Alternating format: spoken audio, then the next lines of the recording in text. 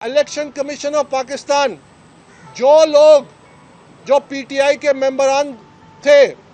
اور جنہوں نے سائنڈ ایفیڈیوٹس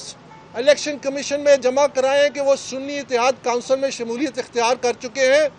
ان کی پاکستان تحریک انصاف کی بنیادی رکنیت جو ہے اس کو منسوخ کیا جائے۔ اور ساتھ ہی ساتھ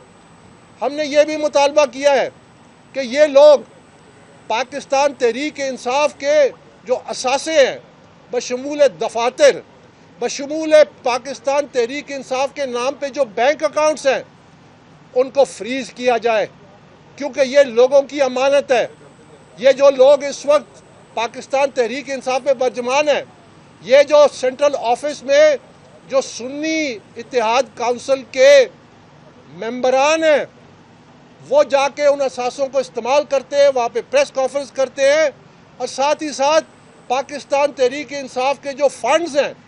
اس کا غیر قانونی استعمال بند کیا جائے۔ ہم نے یہ بھی الیکشن کمیشن سے مطالبہ کیا ہے کہ اب ان کو مزید موقع نہ دیا جائے کہ یہ انٹرا پارٹی الیکشنز کے نام پہ ایک نئی مہم جوئی کریں، کیونکہ یہ اب عادی ہو چکے ہیں۔ جب تک ان کو روکا نہ جائے اور الیکشن کمیشن اس میں مداخلت کرے، جب تک الیکشن کمیشن اور پاکستان کے قوانین کے مطابق اور پاکستان تحریک انصاف کے آئین کے مطابق نئے انٹرا پارٹی الیکشنز نہیں ہوتے، جب تک ان کو ریسٹرین کیا جائے، ان کو روکا جائے کہ یہ مزید ایسی حرکت نہ کریں۔ اور ہم نے پہلی دفعہ الیکشن کمیشن کے سامنے یہ لکھ کے دیا ہے، ہم نے وے فارورڈ دیا ہے کہ آگے جانے کا ایک ہی راستہ ہے کہ پی ٹی آئی کے جو فاؤنڈنگ چیئرمین ہیں وہ ایک وکیل نامزد کریں، ہم ایک وکیل نامزد کرتے ہیں،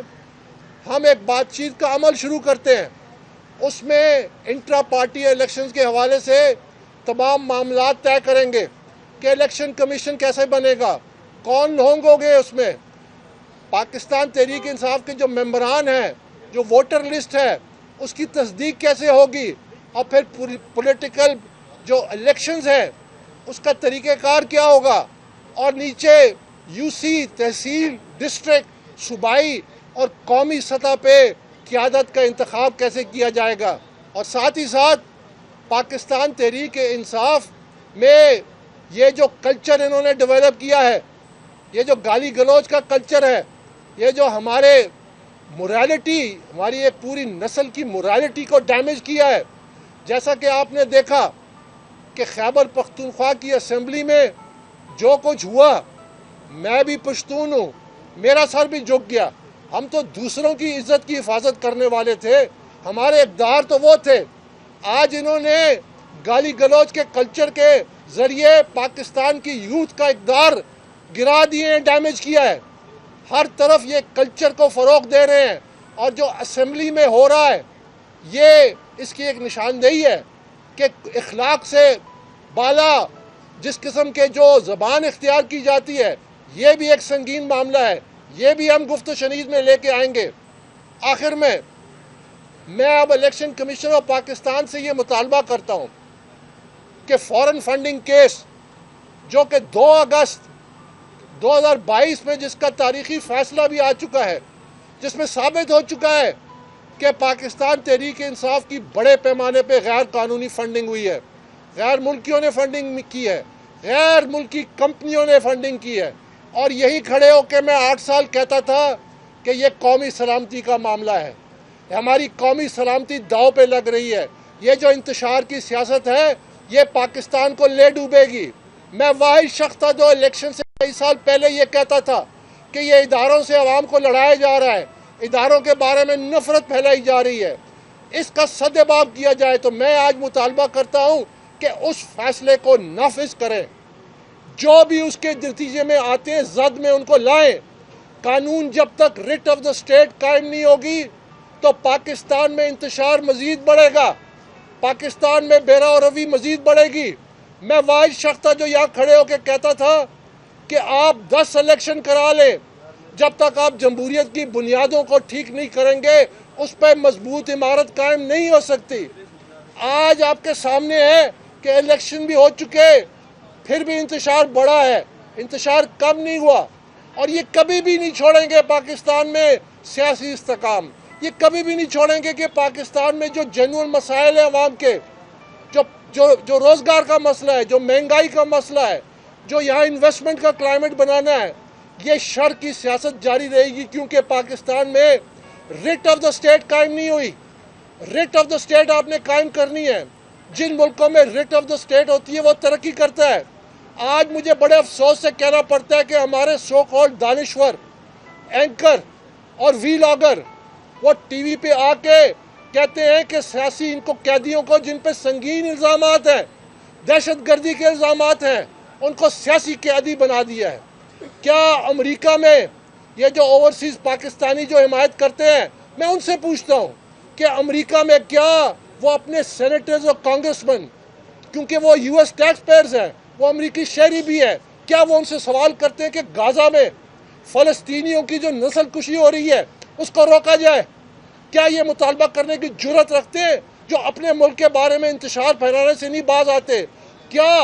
वो कैपिटल हिल पे जो हमला हुआ उसमें जो सज़ाएं मिल रही हैं, इंतशार सिर्फ किया था, क्या उनके लीडरान ये मुतालबा करते हैं कि उनको जेलों से रिहा किया जाए, जिनको 18 साल 14 साल 12 साल कैद सिर्फ कैपिटल हिल में घुसने के लिए उन पर इल्ज़ाम था? एक एक को पकड़ के, असूल है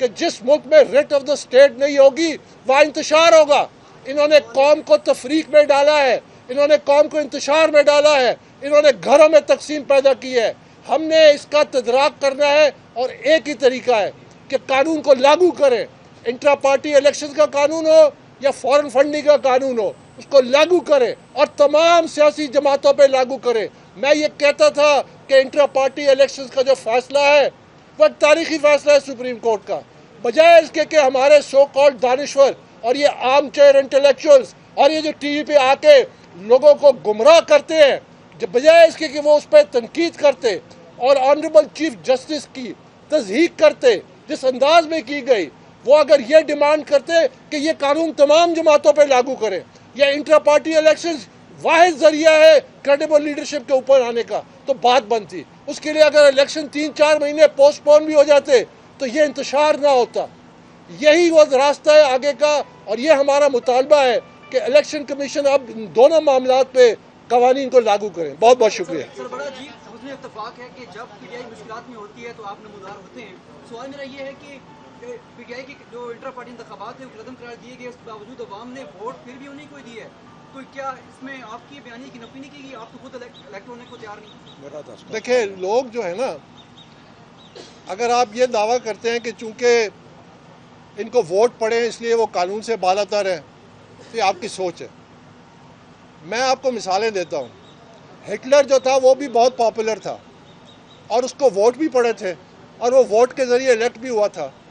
लेकिन उसने आधी दुनिया को तबाह कर दिया। बिल क्लिंटन जो सदर था अमेरिका का, जब उसको इम्पीच किया गया एक ज़ाती फेल पे, लेकिन ज़ाती फेल पे नहीं किया गया, ज़ाती फेल के मामले पे उसने झूठ बोला। 74% उसकी पॉपुलैरिटी रेटिंग थी अमेरिका में। जब उसको इम्पीच किया गया, उसको कटहरे में लाया गया। याद रखिए कि जो लोग ये कहते हैं कि जी चूंकि इनको वोट पड़ा है, चूंकि इनकी फॉलोइंग है, इसलिए ये कानून से बालातर है, इसलिए जो सबसे संगीन जराइम जिन्होंने किए हैं उन जराइम से इनको माफ़ किया जाए और इनको जेलों से रिहा किया जाए, वो मॉब रूल को दावत दे रहे हैं। ये मॉब में होता है कि मॉब जितना बड़ा होगा वो कानून होगा। कानून सब पे लागू होता है, चाहे कोई पॉपुलर है या अनपॉपुलर है।